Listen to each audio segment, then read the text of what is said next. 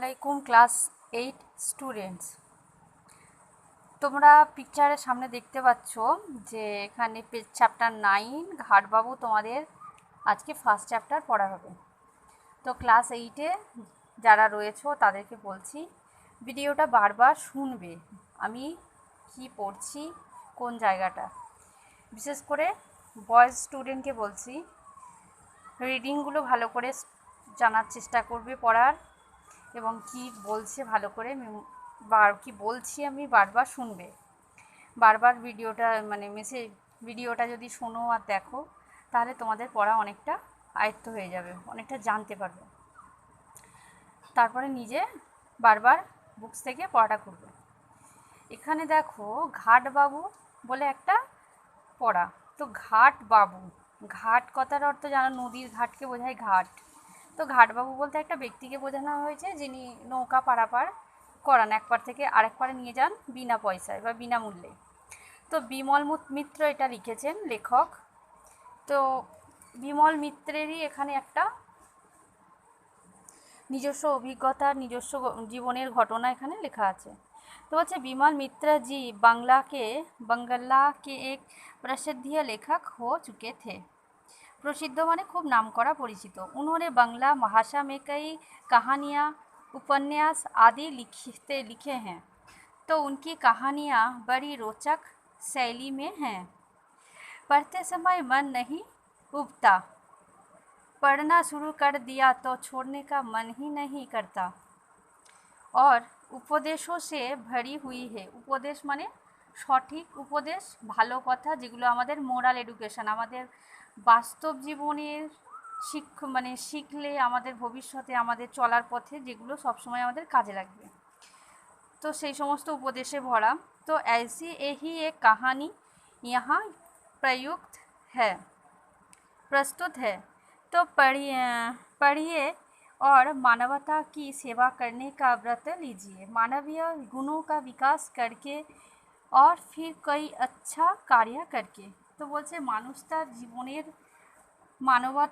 মানবীয় গুণ তখনই অর্জন করতে পারে যখন সে অন্য কাউকে বা দুসরোদের অন্য কারোদের সেবা করে, সেটা তাদের বিভিন্ন আর্থিক বলো যে কোনো সাহায্য করে।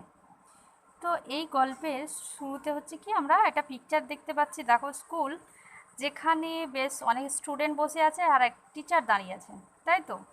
তো বলছে শুরুতে जिस बात की हमने कल्पना भी नहीं की थी, आखिरकार वही बात हुई। बचपन में क्लास में पढ़ाते पढ़ाते हठात এখানে কিন্তু একটা বেঙ্গলি ওয়ার্ড, তার ট্রান্সলেশন হিন্দিতে আছে। হঠাৎ मास्टर साहब মানে একটা বেশ টান দিয়ে বলা, এটা साहब हम लोगों से पूछ बैठे, बड़े होकर तुम लोग क्या बनना चाहते हो। आनंद ने खड़े होकर कहा, मैं बड़ा होकर इंजीनियर बनूंगा सर। मदन ने कहा, मैं बड़ा होकर डॉक्टर बनूंगा सर। कार्तिक का जवाब था, मैं बैरिस्टर बनूंगा सर। सभी लड़कों ने एक के बाद एक खड़े होकर बताया कि वह बड़े होकर क्या बनना चाहता है। এগুলো আমাদের বাস্তবের জীবনে হয় যে আমাদের পড়ালেখা যখন করি, টিচার আমাদের ক্লাসে জিজ্ঞাসা করেন আমরা বড় হয়ে কে কী হতে চাই। তো তেমনই এই ঘাটবাবু যখন পড়াতে, বিমল মুখার্জি অর্থাৎ লেখক যখন ছোট ছিলেন তখন তাদের ক্লাসেও ঠিক এইভাবে কখনো তাদের শিক্ষক মহাশয় হঠাৎ বলে বসলেন যে তারা কে কী হতে চায়। তো এখানেই তারপরে কে কী হতে চায় সেটা তাদের ক্লাসমেটেরা বলতে শুরু করেছে। तो मैंने खड़ा होकर मास्टर साहब से कहा, मैंने माने कि एखाने बिमल मित्र ने खड़े होकर कहा, मैं लेखक बनूंगा सर। मेरा जवाब सुनकर सभी चकित रह गए, लेकिन किसी ने भी मुंह से कुछ भी नहीं कहा। सबके सब अनादि की बाड़ी आई। अच्छा, उस सबके बाद সবার পরে अनादि नाम একটি ছেলে তাদের ক্লাসমেট ছিল, তার বাড়ি আসলো। तो उसने कहा, मैं भी लेखक बनूंगा सर। आज इतने दिनों के बाद मैं सोचता हूँ कि हाय रे मनुष्य के साथ और हाय से हाय रे मनुष्य हाय रे मनुष्य की साथ और हाय रे मनुष्य की विधाता पुरुष का विधान। साध और साध्य में भला कभी सामंजस्य रह पाया है? মনের স্বাদ, মনের ইচ্ছা আর সেটা করার সাধ্য, এই দুইয়ের মধ্যে সামঞ্জস্য অর্থাৎ ভারসাম্য, এটার কি মানে কখনো থাকতে পারে? तो अनादि सबसे सीधा और सरल लड़का था। तो यहाँ जिस लड़के की बात किया जा रहा है वो है एक अनादि जो विमल मित्र के क्लासमेट था। तो बोलते वो बहुत ही सीधा और सरल लड़का था। वह एक बड़े घर का लड़का था। उसके घर की झलक देखते ही लोगों को दांतों तले उंगली दबा लेनी पड़ती। अनादि के पिताजी कलिश मुखर्जी महाशय भी अत्यंत भद्र, शिक्षित और विनम्र व्यक्ति थे। मैं उनके घर प्रायः आ जाया करता था। कालिस बाबू हम लोगों से के ऊपर कभी भी नाराज़ नहीं होते थे। सिर्फ एक ही बात वे बार बार हम लोगों से कहा करते थे, बेटे तुम लोग खूब मन लगाकर पढ़ा करो। पढ़ाई लिखाई किए बिना तुम लोग आदमी नहीं बन पाओगे, समझे? तो कालिस मुखर्जी जब लेखक और अनादि को घर में देखते तब उन्हें ना डांट कर उन्हें क्या कहते थे कि तुम लोग मन लगाकर पढ़ाई करो, पढ़ाई लिखाई के बिना तुम लोग आदमी नहीं बन पाओगे। देखो, अनादि के घर पर उसके पिताजी के पास ढेरों किताबें थी। कालिस बाबू को किताबें पढ़ने का बड़ा शौक़ था। तो अनादि अपनी पाठ्य पुस्तकों के बजाय अपने पिताजी के किताबें ही ज़्यादा पढ़ा करता था। उन किताबों के साथ साथ मानो वह सारी दुनिया की परिक्रमा किया करता। कभी फ्रेंच क्रांति का इतिहास, कभी अमेरिका के 100 साल के स्वाधीनता संग्राम की कहानी, तो कभी नेपोलियन बोनापार्ट के द्वारा रूस पर आक्रमण किए जाने की कथा, कभी एडवर्ड गिंगबर्न द्वारा लिखित decline and fall of Roman Empire means হচ্ছে ড্রাকুলাদের যে স্টোরিগুলো আছে। तो और कभी टॉमस एडिसन्स के अविस्मरणीय आविष्कारों के किस्से। तो उनके पास जो किताबें थीं वो बहुत सी देशों के बहुत सी लेखकों के थे, जिसे पढ़ते पढ़ते ऐसा लगता था मानो वो विभिन्न देशों पर ना जाके भी उन देशों के बारे में सब कुछ जान रहा है। वहाँ उनकी कल्पना में सभी देशों के चित्र, युद्ध का चित्र বলো আর যেটাই বলো, মানে যেটা পড়ছে তারা, আমরা যেমন কোনো পড়া পড়লে যেগুলো আমাদের কল্পনার মধ্যে মানে আমরা কী করতে থাকি, ইম্যাজিন করতে থাকি। তো তারা যখন সেই পড়াগুলো নেপোলিয়ান বোনাপার্ট বলো, স্বাধীনতা সংগ্রাম নিয়ে বলো আমেরিকার, তো সেই সমস্ত পড়াগুলো যখন তারা পড়তো তখন তারা মনে হতো যেন সেই সমস্ত সময়গুলোর সাথে ঘুরছে, তারা মনের মধ্যে সেগুলো কল্পনার মধ্যে তারা দেখছে। तो बोलते कि मैं भी अनादि के घर पर जाकर उन किताबों को पढ़ा करता था। अनादि कहता, जानते हो विमल, पृथ्वी के सभी लेखकों की किताबें पढ़े बिना लेखक नहीं बना जा सकता। बढ़िया लेखक बनने के लिए बढ़िया पाठक बनना निहायत ज़रूरी है। लेखन कार्य कोई बिजनेस नहीं है। बिजनेस मीन्स यहाँ बिजनेस को कहा जा रहा है, এটা ইংরাজি ওয়ার্ড, তার একটা ট্রান্সলেশন এটা হিন্দি হয়েছে। তাহলে এখানে বেঙ্গলি ট্রান্সলেশন পেলাম, ইংলিশ ট্রান্সলেশন হলো, মানে ইংলিশ থেকে হিন্দি, বেঙ্গলি থেকে হিন্দি।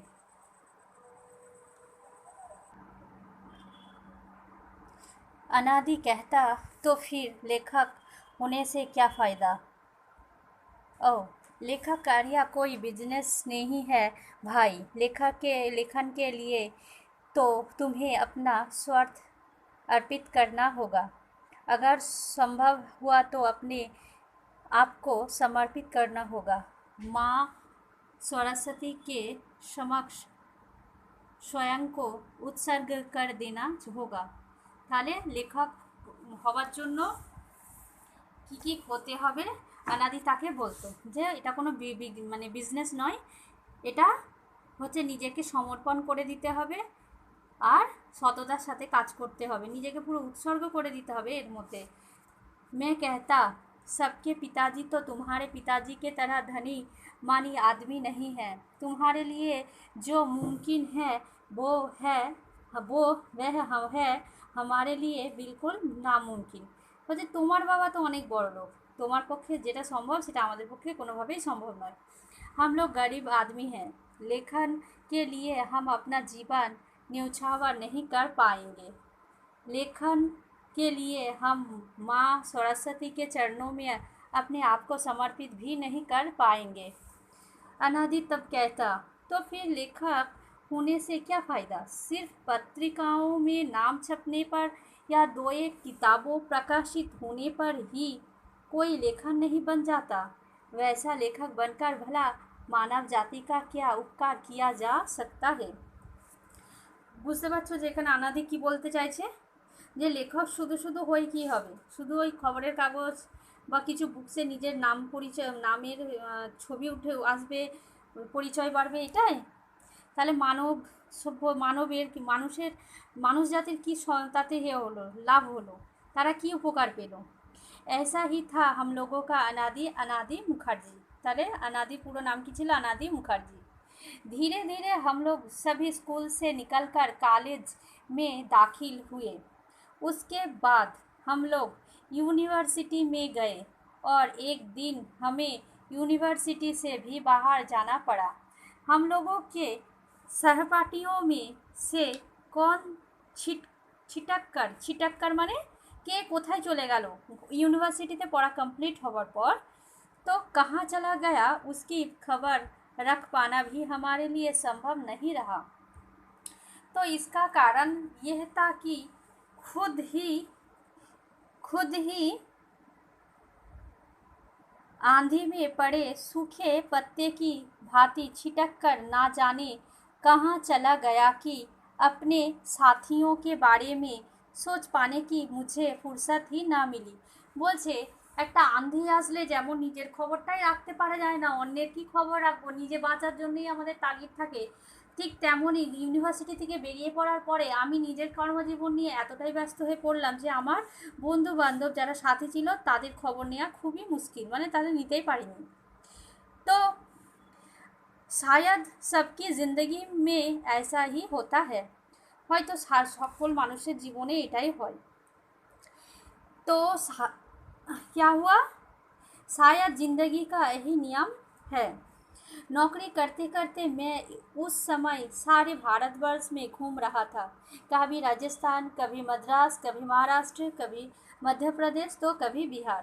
सारे प्रदेश ही मानो मेरे अपने हो गए हैं, सारी जगहों के लोग ही मानो मेरे सज्जन हो गए थे। बीच में एक बार अनादि के बारे में खबर मिली कि वह भ्रमण करने के लिए भारतवर्ष के बाहर किसी दूसरे देश में गया है और उन लोगों की वह भव्य हवेली, अनादि के माता पिता तब तक परलोक सिधार चुके थे, उनकी हवेली बिक गई थी। वहाँ अब गगनचुंबी भवनों का निर्माण हो गया था।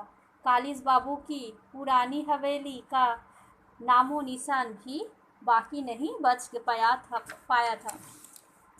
तो उसके बाद मैंने निश्चय किया कि मैं अपनी घुमक्कड़ বৃত্তি কথার অর্থ হচ্ছে এখানে ঘুরে ঘুরে কাজ করা। ঘুমাক্কার বৃত্তি কথার অর্থ কাজ, ঘুমাক্কার মানে ঘুরে ঘুরে, তো ঘুরে ঘুরে এই যে কাজ, কামো সে মুক্তি গ্রহণ করুঙ্গা, অর্থাৎ আমার জীবনের এতদিন যে আমি ঘুরে ঘুরে কাজ করেছি এবারে আমি হাঁপিয়ে গেছি, এবার আমি সেখান থেকে থামতে চাই। এটা বিমল মিত্রের মনে মনে কল্পনা করলেন। তো अब मैं कहीं स्थित होकर रहूँगा, এবারে আমি কোনো নির্দিষ্ট জায়গায় থেকে মানে থামতে চাই। अब और बहिर्मुखी नहीं, আর এবারে বাইরের দিকে যাব না। अंतर्मुखी बनूंगा और इसी क्रम में किस तरह दिन मास वर्ष कट गए, रात और दिन एकाकार हो गए। उम्र की गाड़ी सड़कते सड़कते मृत्यु के करीब आने लगी, इसका मुझे कुछ पता ही नहीं। তাহলে কর্মজীবনে দৌড়াদৌড়ি করার পরে তো যখন লেখক মনে মনে এবার চিন্তা করলেন যে তিনি এই ঘুরে ঘুরে কাজ করা এবারে ছাড়বেন, তিনি এবারে বাইরের দিকে মুখ না করে একটা নির্দিষ্ট জায়গায় থামবেন। অনেক হয়েছে, অনেক গেছে, তো এইভাবে দিনের পর দিন চলে গেল।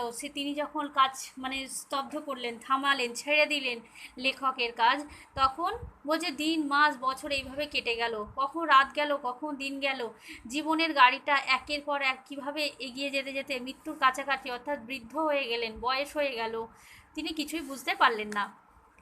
कितने ही हजार पन्ने मैंने रोशनाई से रंगे, कितने हजार पन्ने मैंने फाड़ डाले, कितनी किताबें छपी, कितनी किताबें किन किन भाषाओं में अनुदित हुई, इसका लेखा जोखा रखने तक की फुर्सत ही नहीं मिली। তিনি মনে মনে চিন্তা করছেন কি যে আমি কত জীবনের সময় চলে গেছে, কত সুন্দর সুন্দর হয়তো এমন জিনিস লিখেছেন যেটা কত মানে বুকসকে আলোকিত করেছে, এমন কত পেজ হয়েছে তিনি ছিঁড়ে ফেলে দিয়েছেন, কত কি ছাপিয়েছেন করেছেন, সেসব তিনি আর সঞ্চয় করে রাখেননি। কী লিখেছেন কী করেছেন সবই কী হয়েছে সেগুলো মানে নিজে যে কাছে রাখবেন সেগুলো রাখার সময়টুকুও তিনি পাননি। किस प्रकाशक ने रुपये नहीं दिए अथवा किस प्रकाशक ने ज़्यादा रुपए दे डाले, इसका हिसाब किताब भला मैं कभी रख पाया हूँ क्या।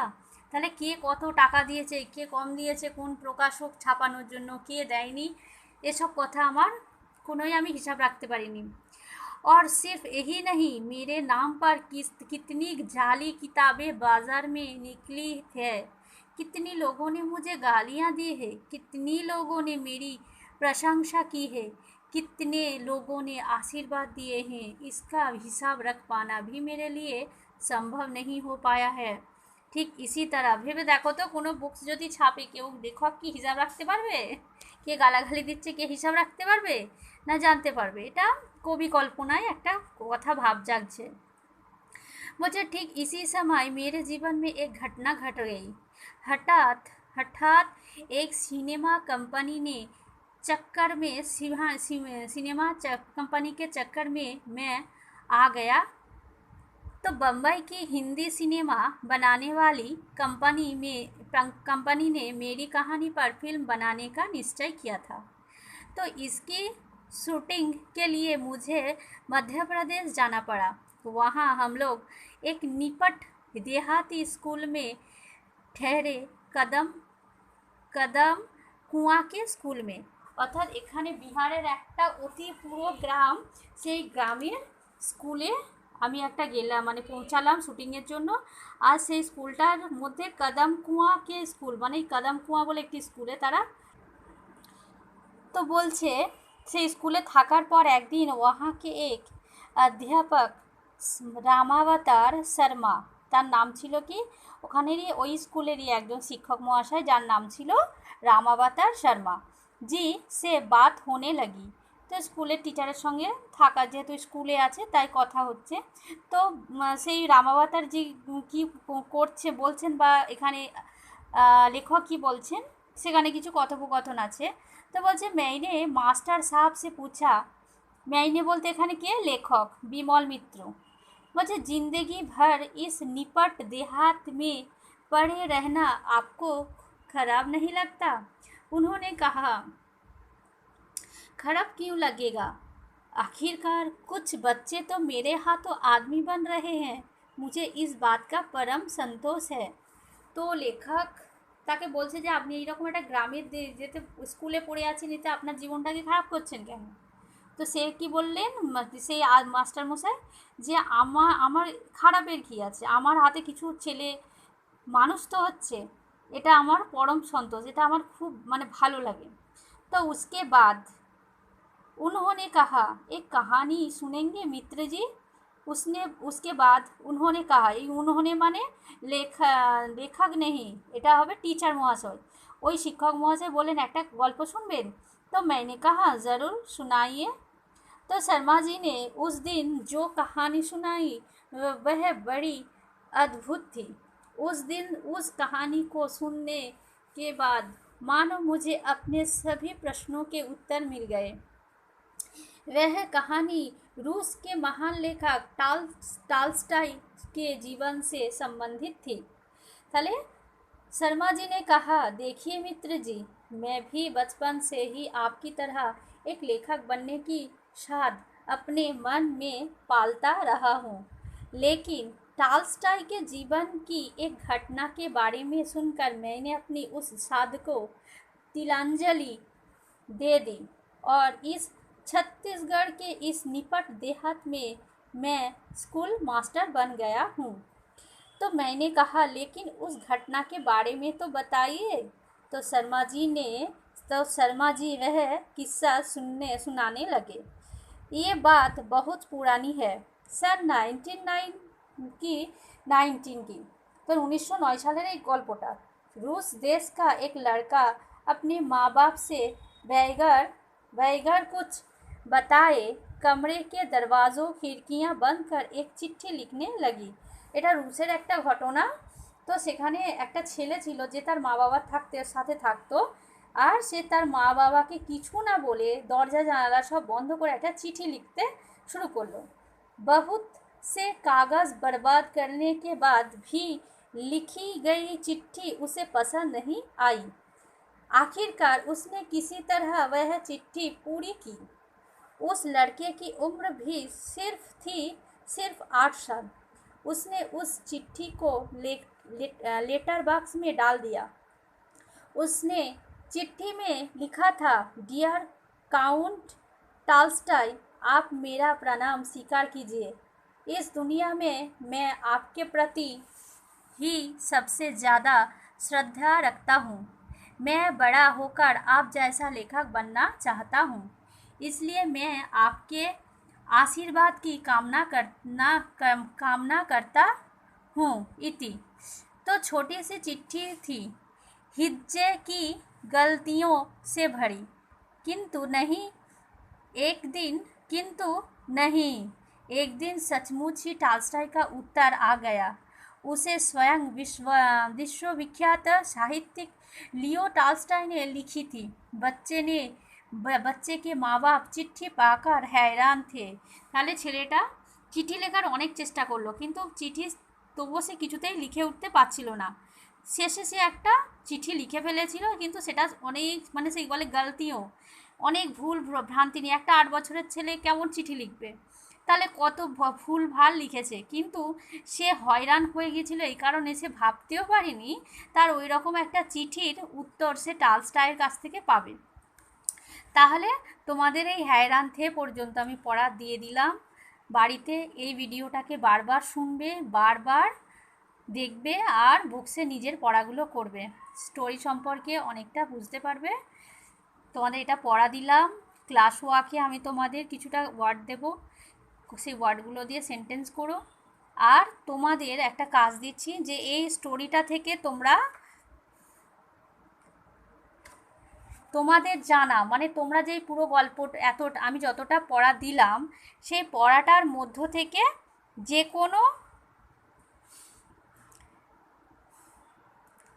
ছোট ছোট কথা 7টা কোয়েশ্চেন, 1 নম্বরের উত্তর হবে এমন কিছু কোয়েশ্চেন 7টা করবে। সেটাই তোমাদের হোমওয়ার্ক থাকবে। আজকের ক্লাসে তোমাদের তাহলে এতটাই রইল। পড়াটা মন দিয়ে করো, ফাঁকি মেরো না। আসসালামু আলাইকুম।